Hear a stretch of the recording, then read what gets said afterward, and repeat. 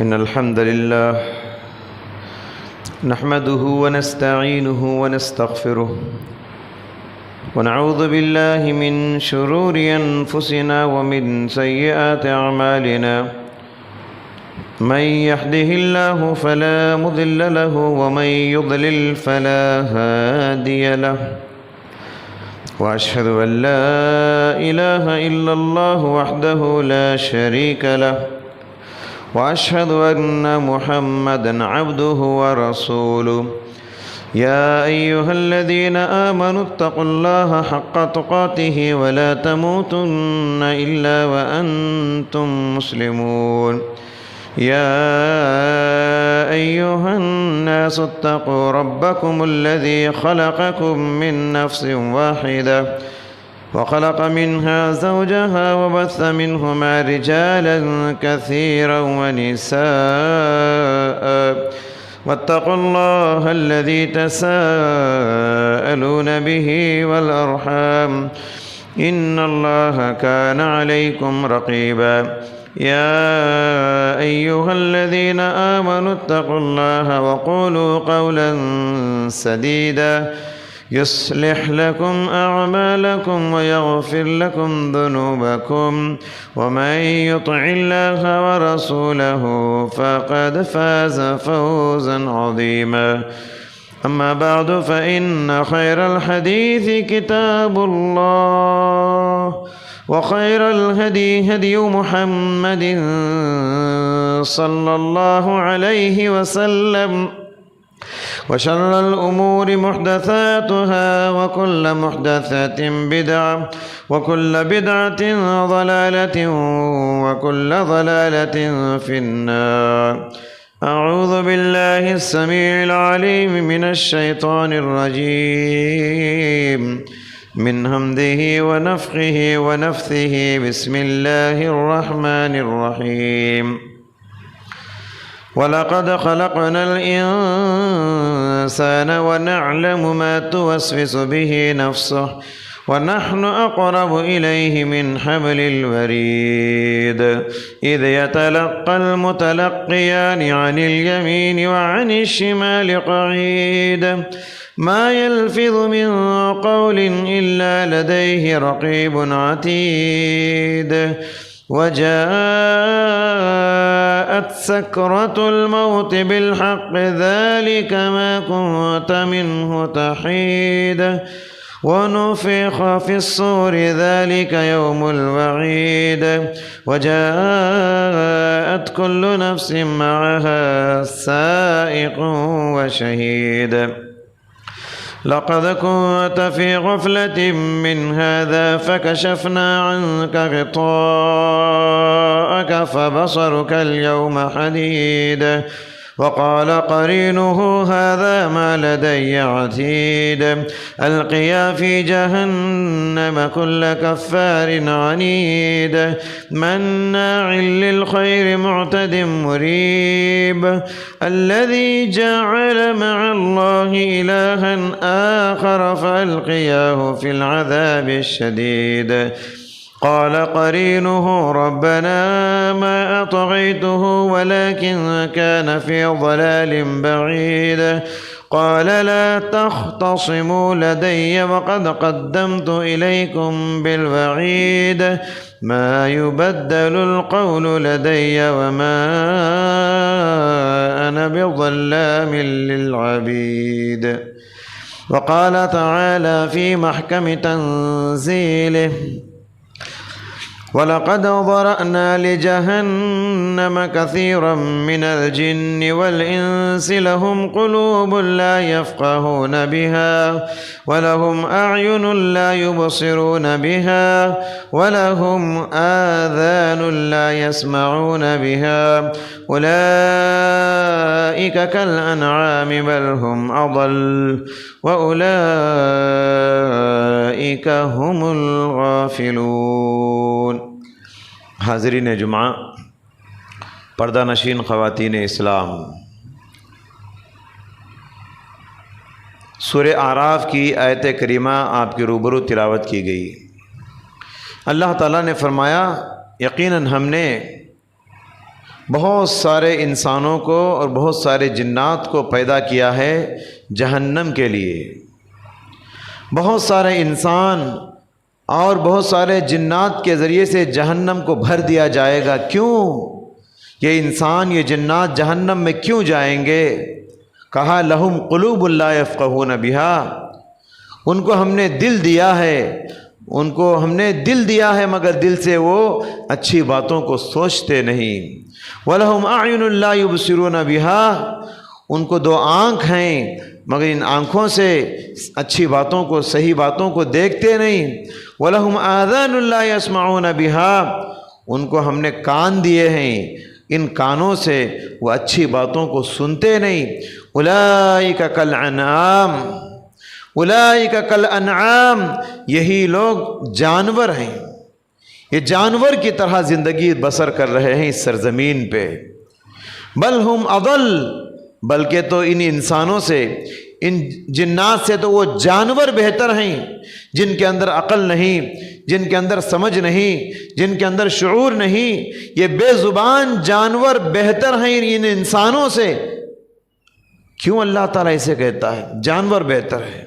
کیونکہ اولئک هم الغافلون، کیونکہ اکثر انسان و جنات یہ غفلت کی چادر اوڑھ کے سو رہے ہیں، غفلت کی نیند میں مدہوش ہیں، غفلت کی زندگی گزار رہے ہیں، اس لیے جانور سے گئے گزرے ہیں۔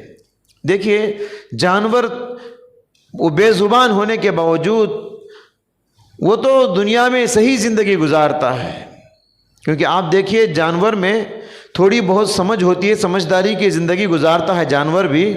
ایک چھوٹے سی کتے کی مثال آپ لے لیجئے، کتے کو آپ زندگی میں کبھی ایک ہڈی کا ٹکڑا ڈالیے، ایک گوشت کا ٹکڑا ڈالیے، ایک روٹی کا ٹکڑا ڈالیے، زندگی میں آپ کو کبھی نہیں بھونکے گا، کسی اور کو بھونک سکتا ہے، مگر آپ کو دیکھے گا تو وہ سمجھے گا کہ یہ میرا مالک ہے، زندگی میں اس نے مجھے ایک مرتبہ ایک بسکٹ کھلایا تھا، وہ آپ کو دیکھ کر دم ہلاتے ہوئے آپ کے پیروں کے پاس آ کے بیٹھے گا۔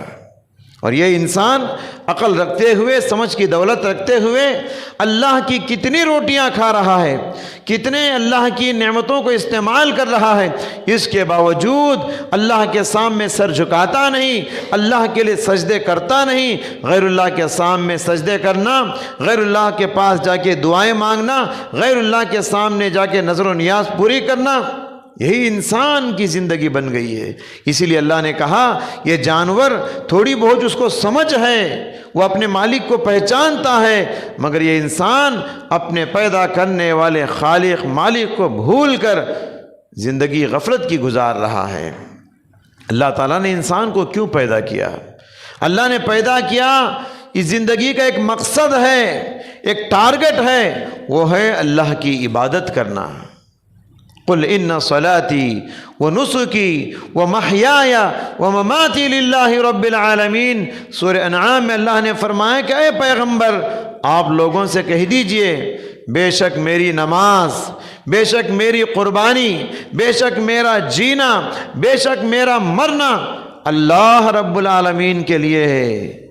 زندگی میں ایک ایک منٹ، زندگی میں ایک ایک سیکنڈ، زندگی میں ایک ایک گھنٹہ، زندگی کا ایک ایک دن، زندگی کا ایک ایک ہفتہ، زندگی کا ایک ایک مہینہ، زندگی کا ایک ایک سال اسی جستجو میں گزارو کہ میں اس زندگی میں اللہ کو کیسے خوش کروں، اس زندگی میں میں اللہ کو کیسے راضی کروں، اس زندگی میں میں اللہ کی بندگی کیسے کروں۔ صبح شام یہی ہماری فکر ہونا چاہیے اور یہی زندگی کا مقصد ہے۔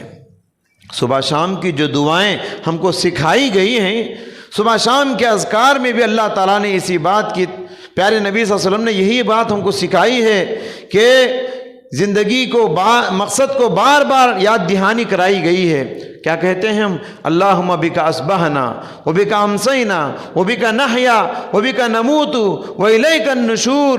جب صبح ہوتی ہے تو یہ دعا سکھائی گئی ہے، اے اللہ ہم تیرے ہی نام سے صبح کرتے ہیں، تیرے ہی نام سے شام کرتے ہیں، تیرے ہی نام پہ جیتے ہیں، تیرے ہی نام پہ ہم مرتے ہیں۔ شام ہوتی ہے تو ہم کہتے ہیں اللہم بک امسینا و بک اصبحنا و بک نحیا و بک نموت و الیک المصیر۔ اے اللہ ہم تیرے ہی نام سے شام کیے، تیرے ہی نام سے صبح کریں گے، تیرے ہی نام سے ہم جیتے ہیں، تیرے ہی نام پر مرتے ہیں۔ وَإِلَيْكَ الْمَصِيرُ، اور ایک دن مر جانے کے بعد دوبارہ زندگی ہوگی، قیامت کے دن تیرے ہی پاس ہم سب کو لوٹ کر آنا ہے، میدان محشر میں سب کو تیرے سامنے جمع ہونا ہے اور کھڑے ہونا ہے۔ سرزمین پر، جس زمین پہ ہم چلتے پھرتے ہیں، کتنے کروڑوں مخلوق ہیں، کتنے چرندے ہیں، پرندے ہیں، کیڑے مکوڑے ہیں، حشرات الارض ہیں، کروڑوں قسم کے اللہ تعالیٰ نے حیوانات کو، مخلوقات کو پیدا فرمایا۔ ان سب میں صرف دونوں کو اللہ نے چن لیا، ایک انسان اور جنات کا انتخاب کر کے اللہ نے کہا وَمَا خَلَقْتُ الْجِنَّ وَالْإِنسَ إِلَّا لِيَعْبُدُونَ، میں نے انسانوں کو اور جنات کو صرف اور صرف میری عبادت کے لیے پیدا کیا ہے۔ انسان اور جنات کی پیدائش کا یہی مقصد ہے کہ وہ اللہ کی عبادت کرے۔ سارے مخلوقات میں آپ غور کیجئے، کسی کو عقل نہیں، کسی کو سمجھ نہیں، کسی کو سلیم الفطرت کے ساتھ اللہ نے پیدا نہیں کیا۔ صرف انسان اور جنات کو آپ دیکھیے، انسان کو اللہ نے عقل کی دولت دیا، عقل کی دولت رکھتے ہوئے خالق کو نہ پہچانے، سمجھ کی دولت رکھتے ہوئے، شعور کی دولت رکھتے ہوئے اللہ تعالیٰ کو پیدا کرنے والے کو بندہ اگر نہ پہچانے تو ایسے انسان کے جانور سے بدتر ہونے میں کون شک کر سکتا ہے، کون گمان کر سکتا ہے؟ اللہ تعالیٰ نے کہا کہ ذرہم یاکلوا ویتمتعوا ویلہہم العمل فسوف یعلمون۔ گویا کہ انسان ایسے جی رہا ہے کہ پیدا ہوا ہے کھانے کے لیے، پیدا ہوا ہے پینے کے لیے، پیدا ہوا ہے سونے کے لیے، پیدا ہوا ہے اچھے اچھے کپڑے پہننے کے لیے، پیدا ہوا ہے دنیا میں انجوائے کرنے کے لیے۔ ایسا لگتا ہے کہ زندگی میں صبح سے شام تک اس کا مطمع نظر، اس کی سوچ یہی ہوتی ہے آج کیا کھاؤں، آج دوپہر میں مجھے کیا کھانا ہے، دوپہر میں کھائے پھر شام میں کیا کھانا ہے، شام میں کھائے پھر صبح میں کیا کھانا ہے۔ نئے نئے ارمان کھانے کے، نئے نئے عزائم کھانے کے، نئے نئے ٹیسٹ کھانے کے۔ لگتا ہے کہ انسان جی رہا ہے کھانے کے لیے جیتا ہے انسان، جینے کے لیے نہیں کھا رہا ہے۔ ایسے لوگوں کے بارے میں اللہ نے کہا اے پیغمبر ان کو چھوڑ دیجئے، ذرہم یاکلوا ویتمتعوا، ان کو چھوڑ دیجئے، یہ کھاتے رہیں گے، یہ پیتے رہیں گے، یہ مزے لوٹتے رہیں گے، یہ دنیا میں صرف فائدہ اٹھاتے رہیں گے۔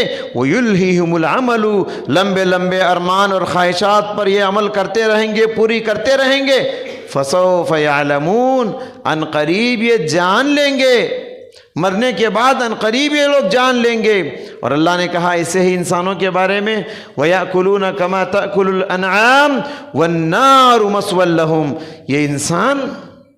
یہ انسان ایسے کھاتا ہے جیسے کہ جانور کھاتا ہے، انسان ویسے کھاتا ہے جیسے جانور کھاتا ہے۔ وَالنَّارُ مَثْوًى لَهُمْ، ایسے ہی انسانوں کے لیے جہنم کی آگ تیار کی گئی ہے۔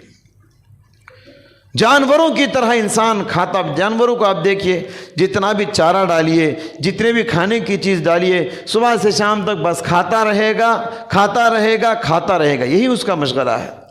تو انسان کا مشغلہ یہ نہیں ہے، انسان کو ایک عظیم مقصد کے لیے اللہ نے پیدا کیا، انسان کا ایک عظیم ٹارگٹ ہے۔ اللہ تعالیٰ نے انسان کو دنیا میں جو پیدا کیا، دیکھیے سورہ اعراف میں اللہ تعالیٰ نے بتایا کہ انسانوں کو پیدا کرنے سے پہلے انسانوں کی روحوں کو اللہ نے عالم ارواح میں جمع کیا۔ آدم علیہ السلام کی پیٹھ سے جتنی اولاد قیامت تک آنے والی ہے، ساروں کی روحوں کو اللہ نے نکال کے ایک میدان میں جمع کیا، اور جمع کر کے اللہ نے سب سے وعدہ لیا۔ اس وعدے کو عہد الست کہا جاتا ہے۔ اللہ نے کہا الست بربکم، بتاؤ تمہارا رب کون ہے، کیا میں تمہارا رب نہیں ہوں؟ سارے لوگوں نے کہا ساروں کی، جس میں آپ کی روح بھی تھی اس میں میری روح بھی تھی، قیامت تک اور آنے والے انسانوں کی روح بھی تھی، سب روحوں نے ایک آواز ہو کر جواب دیا، قالوا بلا، کیوں نہیں پروردگار، تو ہی ہمارا رب ہے، تو ہی ہمارا پالنہار ہے، تو ہی ہمارا پروردگار ہے۔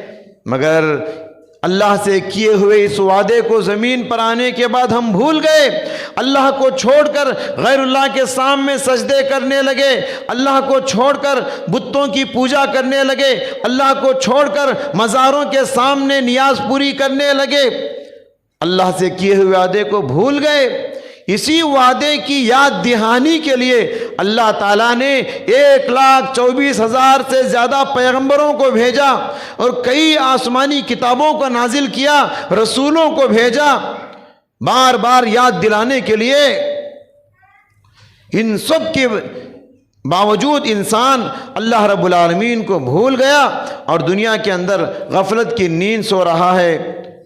ان تقولوا یوم القیامت انا کنا عن ھذا غافلین، پھر اللہ نے وعدہ یاد دلانے کے بعد کہا پھر قیامت کے دن یہ نہ کہنا کہ ہم دنیا میں جا کر بھول گئے، دنیا میں غفلت کی نیند سو گئے۔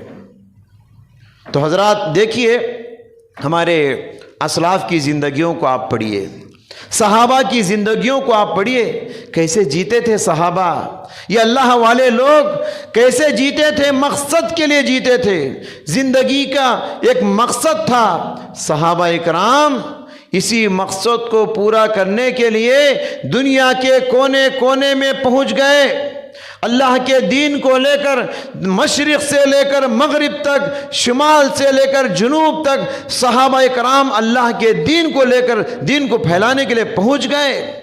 حالانکہ صحابہ یہ مکہ میں رہنے والے، یہ مدینہ میں رہنے والے، یہ حجاز میں رہنے والے صحابہ، ان کی قبریں آج کہاں ملتی ہیں؟ پیدا ہوئے مکے میں، بڑے ہوئے مکے میں، مدینے میں، مگر ان کی قبر کہاں ملتی ہے؟ مشرق سے لے کر مغرب تک دنیا کے مختلف مقامات کی صحابہ کی قبریں ملتی ہیں۔ حضرت ابو ایوب انصاری رضی اللہ تعالیٰ عنہ کون ہے یہ صحابی؟ جب اللہ کے نبی ہجرت کر کے مکے سے مدینے کو آئے، میزبان رسول تھے ابو ایوب انصاری۔ آج ان کی قبر کہاں ملتی ہے؟ استنبول میں ان کی قبر ملتی ہے، جسے قسطنطنیہ کہا جاتا ہے۔ اللہ اکبر! صحابہ کرام کیسی قربانی دیے، اپنے گھروں کی قربانی مقصد کو پورا کرنے کے لیے، گھر والوں کی قربانی مقصد کو پورا کرنے کے لیے، رشتہ داروں کی قربانی، دوست و احباب کی قربانی، پیارے وطن کی قربانی دے کر دنیا کے کونے کونے میں پہنچ گئے۔ کیوں؟ مقصد کو پورا کرنے کے لیے۔ کیا تھا مقصد؟ اللہ کے دین کو گھر گھر تک پہنچانا، دنیا کے کونے کونے تک پہنچانا۔ حضرت معاذ بن جبل رضی اللہ تعالیٰ عنہ کو پیارے نبی صلی اللہ علیہ وسلم جب یمن کا گورنر بنا کر بھیج رہے تھے، بھیجتے وقت اللہ کے نبی نے حضرت معاذ سے کہا، اے معاذ، اس وقت تمہارا کیا حال ہوگا جب تم یمن سے لوٹو گے تو میری قبر سے تمہارا گزر ہوگا، میری قبر سے تمہارا گزر ہوگا۔ اللہ اکبر!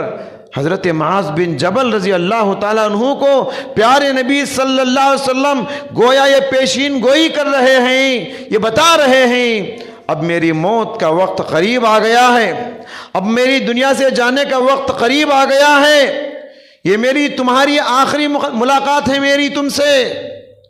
حضرت معاذ بن جبل رضی اللہ تعالیٰ عنہ، اللہ کے نبی ان کو بہت چاہتے تھے۔ ایک مرتبہ پیارے نبی نے حضرت معاذ سے کہا، انی احبک یا معاذ، اے معاذ میں تم کو بہت چاہتا ہوں، میں تمہیں بڑا پسند کرتا ہوں اے معاذ۔ اللہ کے نبی اتنا چاہتے تھے حضرت معاذ کو، تو حضرت معاذ بھی اللہ کے نبی سے بے پناہ محبت کرتے تھے، بہت ٹوٹ کر چاہتے تھے حضرت معاذ رضی اللہ تعالیٰ عنہ بھی اللہ کے رسول کو۔ اگر حضرت معاذ رضی اللہ تعالیٰ عنہ کو صرف پیارے نبی کی ذات سے محبت ہوتی، اپنی مقصد پہ نظر نہ ہوتی، تو حضرت معاذ اللہ کے نبی کی اس پیشین گوئی کو سن کر کے یہ میری آخری ملاقات ہے، اللہ کے نبی کے قدموں پہ گر جاتے اور کہتے، اللہ کے نبی جب تک آپ زندہ ہیں میں مدینے میں ہی رہوں گا، آپ کی وفات کے بعد میں یمن جاؤں گا، مگر انہوں نے ایسا نہیں کہا. اتنا چاہنے کے باوجود حضرت معاذ یمن کو چلے گئے. کیوں؟ اس لیے کہ اللہ کے نبی ان کو داعی بنا کر بھیجے، مبلغ بنا کر بھیجے، اور قاضی بنا کر بھیجے، عامل صدقہ بنا کر بھیجے. اس مقصد کو، عظیم مقصد کو پورا کرنے کے لیے پیارے نبی کی محبت کو قربان کر کے حضرت معاذ یمن چلے گئے اور اللہ کے نبی یہاں انتقال ہو گئے. حضرات، مقصد کے لیے جینے کی ضرورت ہے. آج دیکھیے کتنے لوگ ہیں بے مقصد جی رہے ہیں. زندگی کا کوئی گول نہیں، زندگی کا کوئی ٹارگٹ نہیں، زندگی کا کوئی مقصد نہیں. ویسے جی رہے ہیں. ایک جانور بھی جی رہا ہے، ایک انسان بھی جی رہا ہے. دونوں کی جینے میں کیا فرق رہ گیا ہے؟ آج ایسے جی رہے ہیں گویا کہ دنیا میں صرف آئے ہیں عیش کرنے کے لیے. اللہ تعالیٰ نے فرمایا وَإِن تُطِعْ أَكْثَرَ مَنْ فِي الْأَرْضِ يُضِلُّوكَ عَنْ سَبِيلِ اللَّهِ. اے نبی، اگر دنیا میں میجورٹی کی آپ پیروی کریں گے تو وہ لوگ آپ کو بھی گمراہ کر دیں گے. یعنی دنیا کے اندر اکثریت انسانوں کی میجورٹی ایسی ہے کہ گمراہ قسم کے لوگ ہیں، غفلت کی نیند میں سوئے ہوئے دنیا کے اکثر لوگ. اللہ تعالیٰ اسی غفلت سے بیدار کرنے کے لیے بار بار دنیا کے اندر بیدار کرتا ہے. کبھی زلزلوں کے ذریعے، کبھی طوفانوں کے ذریعے، کبھی سیلاب کے ذریعے، کبھی قحط سالی کے ذریعے، کبھی بارش کے ذریعے، اور کبھی ظالم حکمرانوں کے ذریعے، اور کبھی فتنوں کے ذریعے، کبھی بیماریوں کے ذریعے، کبھی پھیلنے والے وباؤں کے ذریعے اللہ تعالیٰ بیدار کرتا ہے. شاعر نے کہا نہ دے الزام اے غافل زمانے کے حوادث کو، نہ دے الزام اے غافل زمانے کے حوادث کو، یہی فتنے تجھے ہر گام پر بیدار کرتے ہیں. یہ فتنے، دنیا کی آزمائشیں، دنیا کے اندر یہ طوفان، یہ زلزلے، یہ بیماریاں، یہ انسانوں کو خواب غفلت سے بیدار کرنے کے لیے اللہ تعالیٰ بھیجتا ہے. سونے والے انسانوں کو بیدار کرنے کے لیے، جگانے کے لیے اللہ تعالیٰ دنیا کے اندر یہ آزماتا ہے. قرآن میں اللہ نے فرمایا اولا يرون انہم یفتنون فی کل عام مرۃ او مرتین. کیا یہ لوگ دیکھتے نہیں کہ سال میں ایک مرتبہ، دو مرتبہ میں آزمائشوں کو بھیجتا ہوں، میں آزماتا ہوں بندوں کو. ثم لا یتوبون، اس کے باوجود یہ انسان ہیں توبہ نہیں کرتے گناہوں سے. ولا هم یذکرون، نہ ہی نصیحت حاصل کرتے ہیں، عبرت حاصل کرتے ہیں. ذرا دیکھیے ایک اور مقام پہ اللہ نے فرمایا وَلَنُذِيقَنَّهُم مِّنَ الْعَذَابِ الْأَدْنَىٰ دُونَ الْعَذَابِ الْأَكْبَرِ لَعَلَّهُمْ يَرْجِعُونَ. آخرت کے بڑے عذاب سے پہلے ہم دنیا ہی میں ان کو چھوٹے چھوٹے عذاب دیتے ہیں، چھوٹی چھوٹی آزمائشوں سے گزارتے ہیں. اس کے باوجود انسان اللہ کی طرف لوٹ کر آتے نہیں، دنیا ہی میں غفلت میں پڑے ہوئے ہیں. حضرات دیکھیے، جو انسان بے مقصد جیتا ہے اور جو انسان مقصد کے لیے جیتا ہے، ان دونوں کی زندگی میں بہت فرق ہوتا ہے. جو مقصد کے لیے جیتا ہے، جو انسان بے مقصد جیتا ہے، ان دونوں کی زندگی میں بڑا فرق ہوتا ہے. جو انسان بے مقصد دنیا کے اندر جیتا ہے وہ سمجھتا ہے اچھا جاب مل گیا تو میں کامیاب ہو گیا، دنیا میں ذری عزت مل گئی تو میں کامیاب ہو گیا، دنیا میں کرسی مل گئی سمجھتا ہے میں کامیاب ہو گیا، دنیا میں اچھا عہدہ مل گیا سمجھتا ہے کہ میں کامیاب ہو گیا، دنیا میں اسمبلی کی رکنیت مل گئی، پارلیمنٹ کی رکنیت مل گئی سمجھتا ہے کہ میں کامیاب ہو گیا، دنیا میں اسے عزت مل گئی، دنیا میں اسے اچھا مکان، اچھا بنگلہ بن گیا، سمجھتا ہے کہ یہی کامیابی ہے. حالانکہ قرآن سے پوچھئے کامیابی کس میں ہے؟ قرآن کہتا ہے فَمَنْ زُحْزِحَ عَنِ النَّارِ وَأُدْخِلَ الْجَنَّةَ فَقَدْ فَازَ. جو آدمی جہنم کی آگ سے بچا لیا گیا اور جنت میں داخل کر دیا گیا وہی کامیاب ہے. اصل کامیابی جہنم سے نجات پانا ہے، اصل کامیابی جنت میں داخل ہونا ہے، یہی کامیابی ہے. اس کے علاوہ دنیا کی کامیابی بھی کیا کامیابی ہے، دنیا کی ترقی بھی یہ کیا ترقی ہے، دنیا کی عزت یہ کیا عزت ہے، دنیا کی خوبصورتی یہ کیا خوبصورتی ہے، دنیا کی دولت بھی کیا دولت ہے. حضرات اصل دولت جنت میں ہے، اصل نعمتیں جنت میں ہیں، اصل آرام جنت میں ہے، اصل خوشیاں جنت میں ہیں، اصل نعمتیں جنت میں انتظار کر رہی ہیں۔ حضرات، جنت و جہنم جس انسان کے نظروں کے سامنے ہو، جنت کے مناظر، جہنم کے ہولناک عذاب، عبرتناک عذاب، دردناک عذاب جس انسان کی نظروں کے سامنے ہو، وہ انسان کبھی سکون کی نیند نہیں سوتا، کبھی اطمینان سے نہیں بیٹھتا، بلکہ جنت کو پانے کے لیے، جنت کی نعمتوں کو حاصل کرنے کے لیے وہ ہر طرح کی قربانی دے دیتا ہے۔ نیند کی قربانی دیتا ہے، پیسے کی قربانی دیتا ہے، اولاد کی قربانی دیتا ہے، بیوی بچوں کی قربانی دیتا ہے، بستر کی قربانی دیتا ہے، بستر کیا، مال کیا، وقت آنے پہ جان کی بھی قربانی دے دیتا ہے جنت کی نعمتوں کو پانے کے لیے اور جہنم کے عذابوں سے بچنے کے لیے۔ وہ انسان، اسے نیند نہیں آتی، جہنم کا گھڑا منہ کھول کے کھڑا ہے، پھر بھی انسان سو رہا ہے، آپ اسے کیا کہیں گے؟ پاگل انسان ہے۔ پیارے نبی صلی اللہ علیہ وسلم نے افسوس کرتے ہوئے ایسے انسان کے بارے میں فرمایا، ما رأیت مثل النار نام حاربها ولا مثل الجنت نام طالبها۔ پیارے نبی نے فرمایا، نیند نہیں آنی چاہیے اس انسان کو جس کے سامنے جہنم کا گھڑا منہ کھول کے کھڑا ہے، نیند نہیں آنی چاہیے اس آدمی کو جس کے سامنے جہنم کا گڑھا منہ کھول کے کھڑا ہے، اور نیند نہیں آنی چاہیے اس انسان کو جس کے آگے جنت کی نعمتیں اس کا انتظار کر رہی ہیں۔ جنت کی نعمتیں وہاں، مثال کے طور پہ دنیا میں کوئی انسان ہیرے جواہرات لا کے ڈال دیا، سونے کے بسکٹ لا کے ڈال دیا اور کہا کہ چن لو جتنے چاہیے آپ کو لے لو، آپ ان کو دیکھ کر بھی سو گئے، صبح لینے دو، بعد میں آخری میں لے لوں گا، آپ کیا کہیں گے؟ اس کو پاگل انسان کہیں گے نا۔ تو ویسے ہی حالت ہے، جنت کی نعمتیں ہمارا انتظار کر رہی ہیں، اور جنت کی نعمتوں کو پانے کے لیے محنت، بندگی، جستجو، کوشش، عبادت کرنے کے بجائے، نماز پڑھنے کے بجائے، روزے رکھنے کے بجائے، تہجد پڑھنے کے بجائے، قرآن پڑھنے کے بجائے انسان خواب خرگوش میں مدہوش ہے، غفلت کی چادر اوڑھ کے سو رہا ہے۔ تو ما رأیت مثل الجنتی نام طالبها، مجھے تعجب ہوتا ہے ویسے انسان پہ، جنت کی نعمتیں انتظار کر رہی، لینے کے بجائے یہ بندہ غفلت کی نیند سو رہا ہے۔ تعجب ہوتا ہے ایسے انسان پہ، موت کا فرشتہ اس کے سر کے پاس کھڑا ہے، یہ غفلت کی نیند سو رہا ہے۔ تعجب ہوتا ہے ایسے انسان پہ، قیامت کی گھڑی قریب آ چکی ہے، پھر بھی انسان سو رہا ہے۔ تعجب ہوتا ہے ایسے انسان پہ، قبر منہ کھول کے کھڑی ہے، قبر اس انسان کا، قبر کا گڑھا انتظار کر رہا ہے، پھر بھی انسان سو رہا ہے۔ حالانکہ اہل ایمان کی صفتیں بتائی گئی، اہل ایمان دنیا میں بہت کم سوتے ہیں، جاگتے زیادہ ہیں، جاگتے زیادہ ہیں، سوتے کم ہیں۔ کیا فرمایا؟ تتجافى جنوبهم عن المضاجع يدعون ربهم خوفا وطمعا ومما رزقناهم ينفقون۔ مومنوں کے پہلو بستروں سے الگ ہو جاتے ہیں آدھی رات کے بعد، عن المضاجع، بستروں سے ان کے جسم الگ ہو جاتے ہیں، یدعون ربہم، بستروں سے اٹھ کے کیا کرتے ہیں؟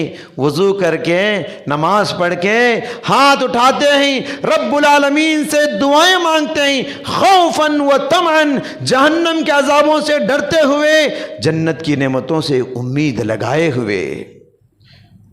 ایک اور مقام پہ اللہ نے فرمایا مومنوں کی صفت کیا ہے؟ کانوا قلیلا من اللیل ما یہجعون، مومن رات میں بستروں پہ بہت کم سوتے ہیں، وبالاسحار ہم یستغفرون، سحری کے وقت، سحری کا وقت ان کا کیسے گزرتا ہے؟ سحری کا وقت بستروں پہ نہیں گزرتا، سحری کا وقت استغفار کرتے ہوئے گزارتے ہیں، نماز پڑھتے ہوئے، آخرت کو یاد کر کے، گناہوں کو یاد کر کے روتے ہوئے، توبہ کرتے ہوئے، استغفار طلب کرتے ہوئے، تہجد پڑھتے ہوئے گزارتے ہیں۔ یہ مومنوں کی رات ہے۔ مومن سحری کے وقت میں سوتا نہیں، مومن تہجد کے وقت میں سوتا نہیں، وہ بستر سے جاگ جاتا ہے۔ مومن رات میں بہت کم سوتے ہیں۔ آج بہت سارے لوگ ہیں راتوں میں بہت کم سوتے ہیں، جاگتے زیادہ ہیں، مگر جاگتے کس لیے؟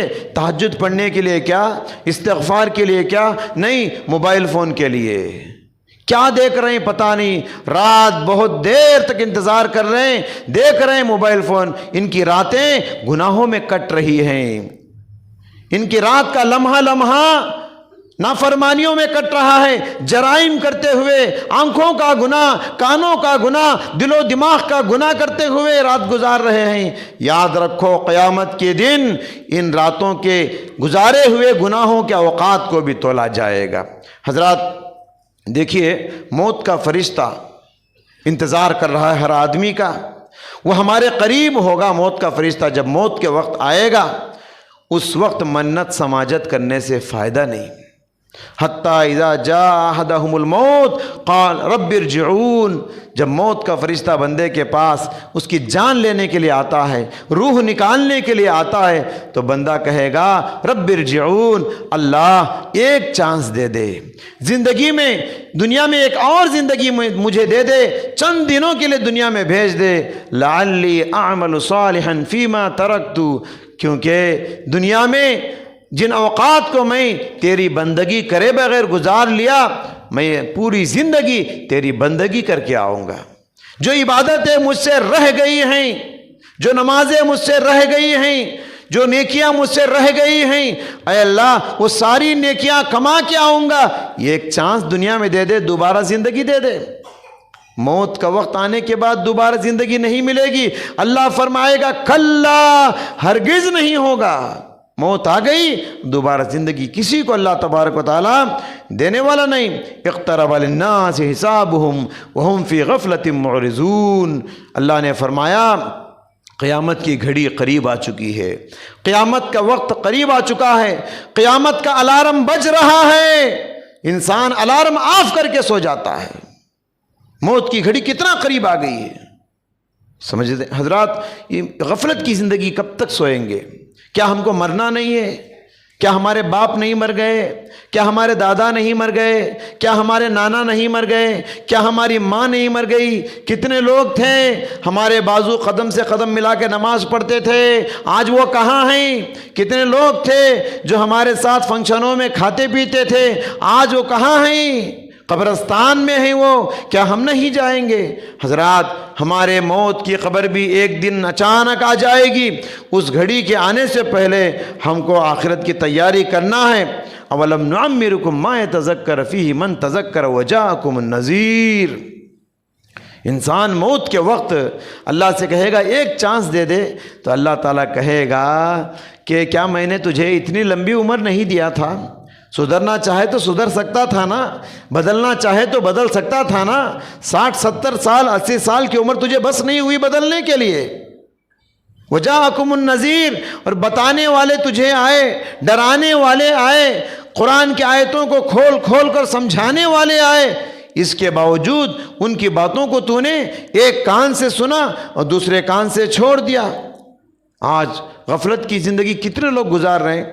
ایسا لگتا ہے کہ ہمیشہ دنیا میں خوشیاں خوشیاں خوشیاں، کوئی فنکشن ہے تو اتنی خوشی ہوتی ہے کہ اب دنیا بھر وہی کرنا ہے، ہر دن نئے پکوان کا ڈش ان کو خواہش ہوتی ہے، ہر ایک نیا مہینہ آتا ہے، نیا سال آتا ہے، ہمیشہ ان کو فکر ہوتی ہے کہ نئے کپڑے کیسے خریدنا ہے، مارکیٹ میں نئے کپڑے آئے مجھے خریدنا ہے، مارکیٹ میں نئی سواری آئی مجھے خریدنا ہے، مارکیٹ میں نیا گھر ہے، اچھا گھر پھوڑتے ہیں، اس طرح کا گھر بنا دیتے ہیں، کیونکہ پیسہ ہے، دولت ہے، دولت کو اس طرح دنیا میں استعمال کر رہے ہیں۔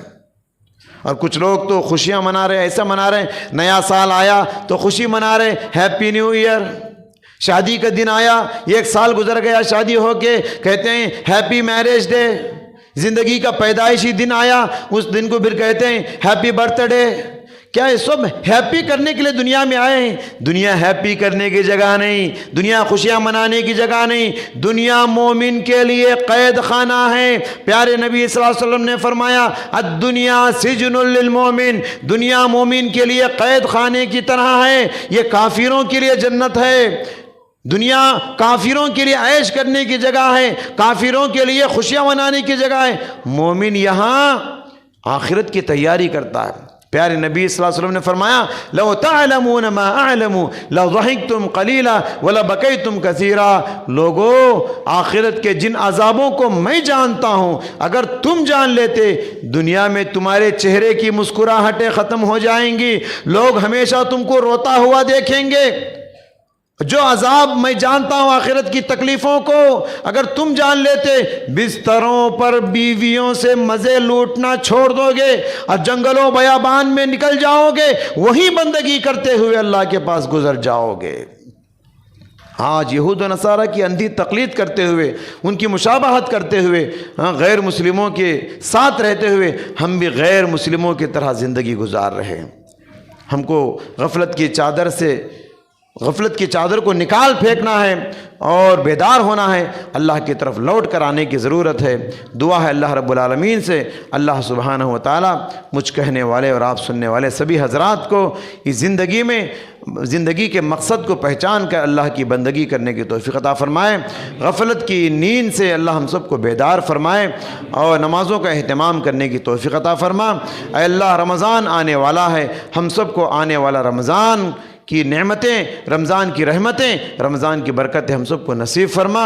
اے الہ العالمین جو مقروض ہیں ان کے قرضوں کی ادائیگی فرما۔ اے اللہ جو بیمار ہیں ہسپتالوں میں ہیں ان کو شفاء کاملہ عطا فرما، ہر قسم کی وبا سے، بیماری سے، بلا سے ہم سب کی حفاظت فرما۔ آمین۔ بارک اللہ لنا ولکم فی القرآن العظیم ونفعنا وإیاکم بما فیہ من الآیات والذکر الحکیم، انہ تعالی جواد کریم ملیک بر رؤوف رحیم رب حلیم۔